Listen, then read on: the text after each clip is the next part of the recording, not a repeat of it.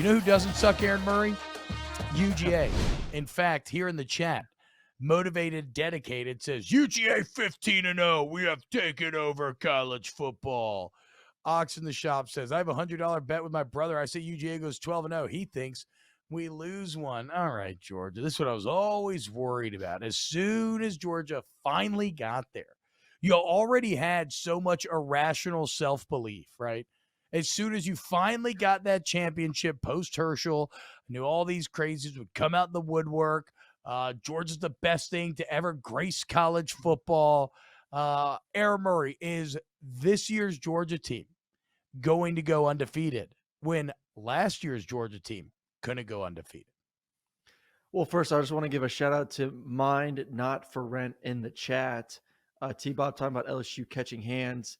They go catching those hands would not be much as those hands. Okay. Hands are. Okay. Tommy, he says as small as those hands are. I'm sorry I stepped all over you there. He's making fun of me for having tiny hands. Okay, let it be known. So running bit on my show. Look how messed up my pinky is. Oh, that's amazing. Media days. But whatever. The point is, I have 9-inch hands, as evidenced by the LSU Pro Day. Do you know who else has 9-inch hands, Aaron Murray? Joe freaking Burrow, baby. That's right, baby. Joe Burrow, tiny-handed king. 9 inches on the dot. So I will not accept it in these Burger King. Yes, we are all 9-inch kings. So what are you? How What are big you in is the your 9-inch hand club? If he's the king, what's your role? I'm like John the Baptist. I paved the way for all the tiny-handed boys out there to kind of get away from this societal shaming that seems to haunt us at every turn. What is your what is your hand size measured? Obviously, like you do the combine. 9 1/4. So a quarter inch. Okay, dude. If you want to join the club, bro, I allow 9 1/4 in. It's 9 1/4. 9. See, and you're the worst. You're a self-hating tiny-handed boy. Here you sit with your tiny hands barely longer than ours, but you want to keep us down so you can be a part of the big boys. But guess what? They don't want you, Aaron, okay? Oh, they want the 10-inch club, the 9.5 club. They don't want you, bro. I'm telling you. Okay, but that's fine. When you get shunned and made fun of for your tiny hands, you know who will be waiting for you? Well, I'll be welcome in the kingdom. I'll be here. I'll be here. I appreciate you welcoming me into the kingdom. All right, let's get you're back like to the prodigal son. You can come back into the fold. I hate to interrupt this conversation, but Aaron Murray measured at the combine at 9 1/8, not 9 1/4. Oh, there we go. Yes, bro. That is the exact shit I'm talking about right there, dude.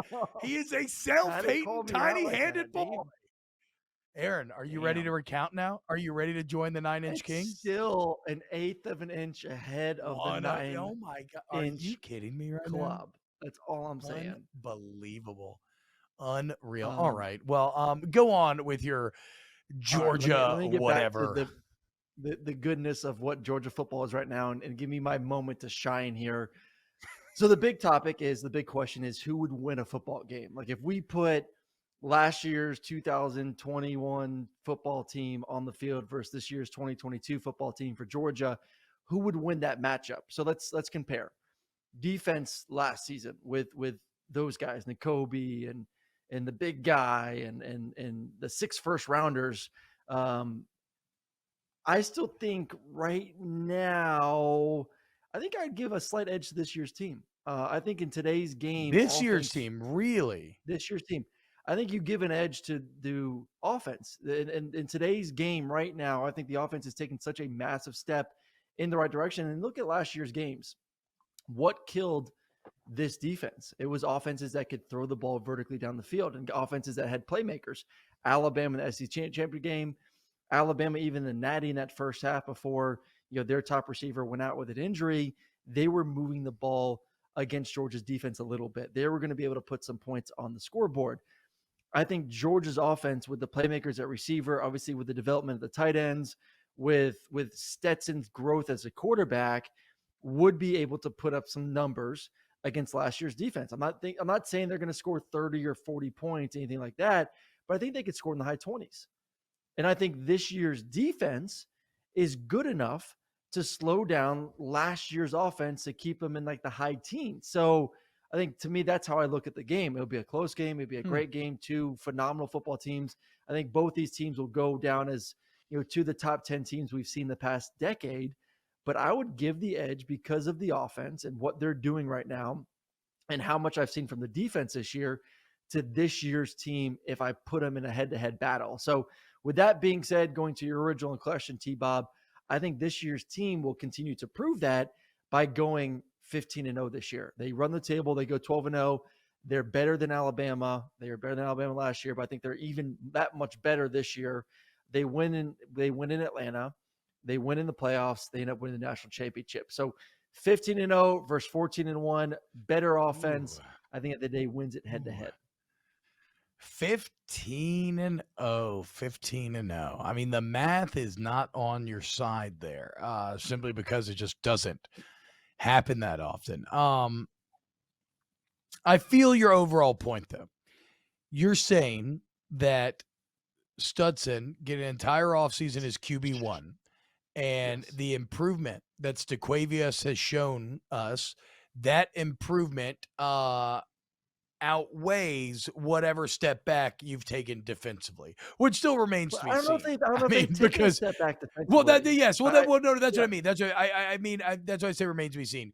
But I think the idea in most people's head is that the defense took a step back because how could it not? You lost so many guys, right? You only returned 4.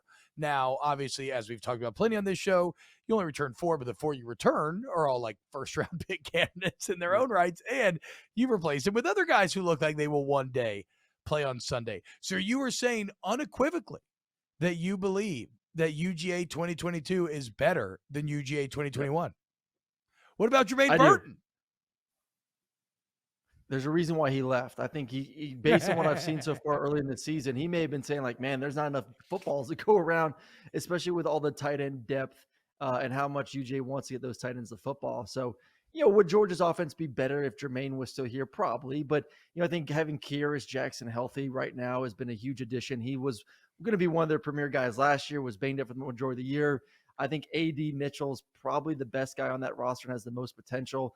I love what Ladd McConkey's doing right now. So as a collective unit of skill, like if you clump them all together, receivers, running backs coming out of the backfield, and then obviously those tight ends, it's probably the best skill group in the SEC.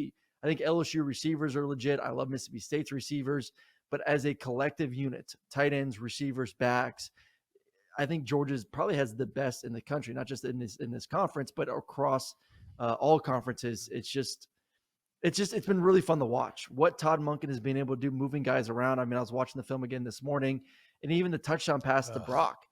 Brock flexes out. You get a linebacker or a safety against him. You got a zone concept on one side. You got a man-to-man beater on the other side. South Carolina decides they want to bring all-out cover zero blitz, inside leverage. That's easy pickings for Stetson. He just throws it up, and Brock makes guys look silly.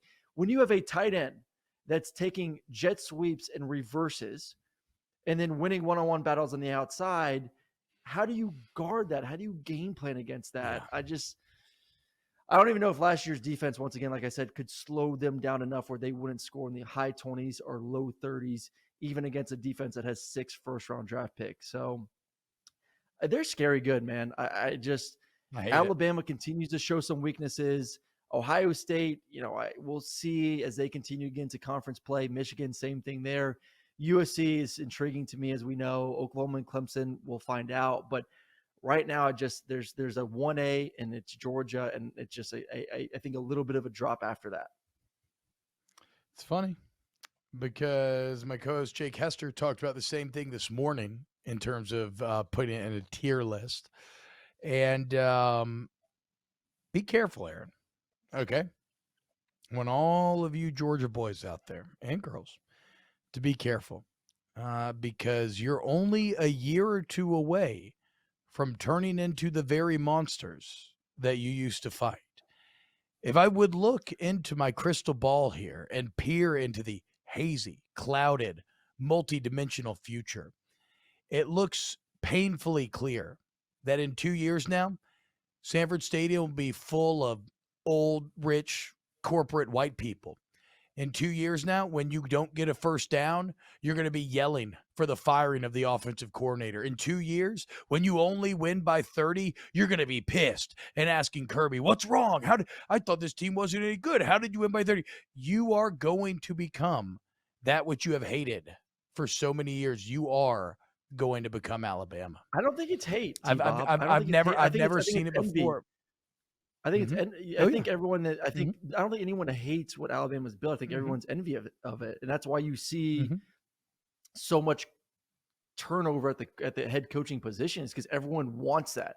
Like everyone wants Yeah. to win by 30 every single week. Everyone wants to know that, hey, Yeah. my team's going to be in the playoffs. My team is going to have a chance to Uh-huh. win a national championship. Like there's no hate for that. Like no one hates the fact that Alabama steamrolls everyone for the past 10 to 15 years. They want that. They want that success. They want to be the big bully that walks off the bus, that walks into the stadium with their shoulders back, their head up high, saying, "We're about to beat your ass." Like that's Make what no everyone mistake. wants. Everybody wants it, but not everyone can have it. And let Yep. me be the first. When you don't have it, you do hate them. Okay? You're going through the rare thing right now where you're joining the billionaire club. So all of a sudden you're like, Mhm. yeah, I don't really think billionaires should be taxed that high. Like, what are we talking about here, right? Billionaires are just like the rest of us. They're good people. Well, we're all standing out here like, no, F that, dude. Come on, I'm paying this percentage of my money. You should be blah, blah. No. You're going the billionaire route, okay? And all I'm saying is just know it's going to come with a lot of hate. It doesn't mean everybody doesn't want it. Of course we do. Everybody wants to be Oh yeah. nationally relevant year in and year out. You think It's you a think great Alabama fans are experience as a bitching about the fan. past 15 years? You think they're bitching about the past 15 years? Or like this has been the best 15 years No. in Alabama history? And what But have do I you said think over and they're over also again on do, this do show? you do you Like, not also think that they are the most miserable fan base out there? no, I They don't. get so mad about the littlest things. They're not fun to talk to Every because they LSU, have no perspective. Their every fan in conversations America are gets about, pissed should I about the buy little things. plane tickets to wherever the national championship is at the beginning of the year? That's not a real conversation. It's a conversation that the common man cannot relate to. All I'm saying is, Look dude, invite me to the yacht every now and then when you're there, but I'm going to shit in the toilet and leave the heater on and not flush, okay? Because fuck Not a your boy. yacht. That's how I feel. Listen, it is sweeter when it's more rare. I mean, to win once, I mean, to not win a national championship for 41 years and to Yep. do what Georgia did last year made it like, I mean, that was sweet. And being in Indianapolis, I will go to your point, like there were not a lot of Alabama fans there. Like they're saying, like, we've won natties. It's 15 degrees in Indianapolis. Do we really want to go to this football game? Probably not. We'll just wait till next year when I think it's in Vegas or California, one of the two, whatever. When it's a little bit warmer and sunny, we'll save our money and we'll fly out to the West Coast. I get that. But it's also a good feeling to know that you're the biggest, baddest mother effer out there and that everyone's scared of you. Everyone talks about you. Everyone wants I to know. be you. You're the pretty It is great. girl that everyone wants to I take know. the prom. Like that is what Alabama's been. They're the gold standard that everyone talks about, wants to be about, that's on TV 24/7, that gets all the love, that gets all the notoriety. Like you and everyone else is kind of sitting in the corner wishing, twiddling their thumbs, wishing that they were Alabama, trying to fire their coach to figure out who's going to be the next Nick Saban. Georgia hit gold. Fight me, Kirby dude. Smart is Say going to be something. the next Nick Saban. So we're now the pretty girl in prom that everyone wants to take. And LSU's look. second tier after that. Look. I get it, okay? I experienced a year of that glory. I was like some tech bro that made it big in the stock market for a little bit before I lost everything. And it was awesome while I was there. Make no mistake. I talked so much trash to everybody. I'll never forget when I went to a wedding in Columbus, Georgia, and it was my old college roommate and another one of my old roommates. And so we were the only LSU fans that were surrounded by Georgia, Auburn, everybody else. I yelled neck to everybody at that wedding for hours.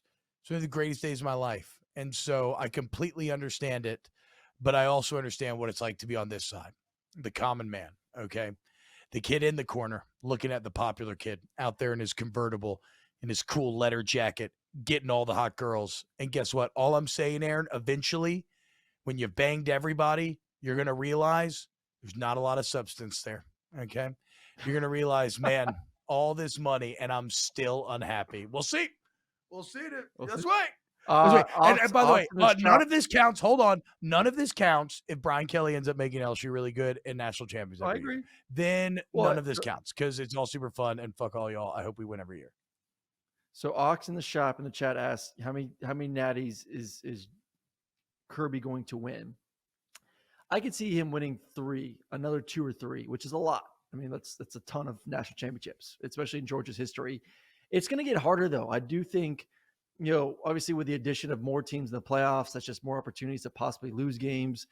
With the conference realignment, the conference is going to be stronger than it's ever been, especially with the addition of Oklahoma and Texas. And if Texas can ever get back to what Texas was, which maybe they are, maybe they're not, I don't know. I do agree. I think Brian Kelly at LSU is going to make that program extremely, extremely good here in the next couple of years, if not even sooner than that. We may see some more progress this season.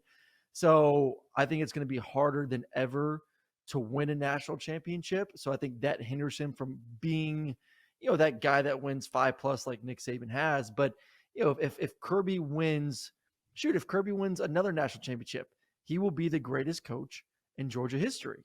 He will have one more than Vince. So to have an opportunity to win 2 or 3 more and get your total to 3 or 4, man, there's going to be multiple statues, and there are probably going to be some streets named after you in Athens. For instance, T-Bob's the guy at the concert saying those rock stars are miserable once you get past the fame, money, and groupies. That's the thing, though. A lot of those rock stars do end up saying that. Yes, it's kind of my entire point.